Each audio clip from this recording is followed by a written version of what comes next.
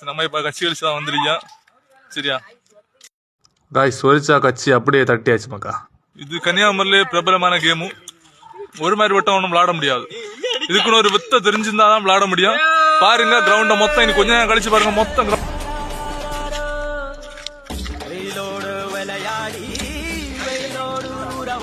Guys இப்ப விளையாடி வந்தான். கட்சி கழிச்சுக்கினே பிறந்தவன் கட்டப்புளியில இல்ல முக்கா, கன்னியாகுமரியில.